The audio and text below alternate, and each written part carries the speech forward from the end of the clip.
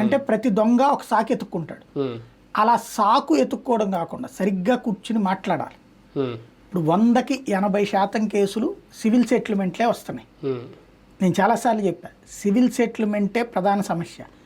మనం ఇంటి పక్కన గోడ ఒకడు కడతాడు, మన ప్లేస్లోనే గోడ కడతాడు.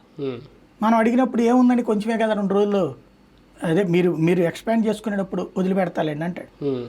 ఆ తర్వాత కరెక్ట్గా మనం కట్టుకోవాలనుకున్నప్పుడు నేను వదిలిపెట్టినది మీరు ఇంతకాలం పట్టించుకోలేదు కదా అంటాడు. చట్ట ప్రకారం అయితే కోర్టుకు వెళ్ళాలి, చట్ట విరుద్ధంగా అయితే పార్టీ ఆఫీస్కి వెళ్తే వీళ్ళు పిలవాలి.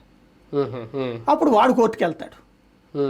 వాడు కోర్టుకు వెళ్ళి ఇది ఎప్పటి నుంచినో నా స్వాధీనంలో ఉందంటాడు. ఇక అది లిటిగేషన్. అంటే అట్లాంటి స్టేజీలే ఎక్కువ వస్తాయి. వీళ్ళు చెప్పేటట్టు ఏదో దారుణమైన అన్యాయం అయితే ఇప్పటికి రాయడం మానేవాళ్ళు. 5 ఏళ్లలో వేల కొద్ది స్టోరీలు రాశారు కదా. అయినా కూడా నీ దగ్గరకు వస్తున్నారంటే అర్థం ఏంటి? ఎక్కడో ఒక ప్లాట్ఫామ్ ఎత్తుక్కోవడానికి. ఇప్పుడు వాడెవడో దేవాదాయ శాఖ వాడు వచ్చి బోర్డు పెట్టాడు. అంతకుముందు నుంచి ఆ పొలం వాళ్ళ చేతిలో ఉంది, ఏళ్ల తరబడి వ్యవసాయం చేసుకుంటున్నారు. దేవాదాయ శాఖ దాన్ని ఇప్పుడు తేలింది. ఇప్పుడు ఈడేం చేయాలా?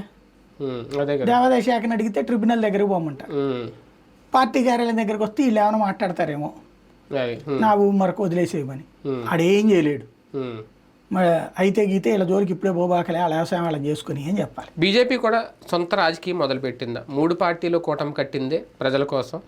కానీ ఇప్పుడు ప్రజలు ఏ పార్టీదే, ఇప్పుడు మీరు అన్నట్టు ఆ గ్రౌండ్ లెవెల్లో బీజేపీ వాళ్ళు ఉన్న చోట గెలవలేని చోట అక్కడ జనసేన వాళ్ళు ఉంటారు, టీడీపీ వాళ్ళు ఉంటారు. వాళ్ళ కార్యాలయాన్ని వాళ్ళ వినపత్రాలు తీసుకుంటారు.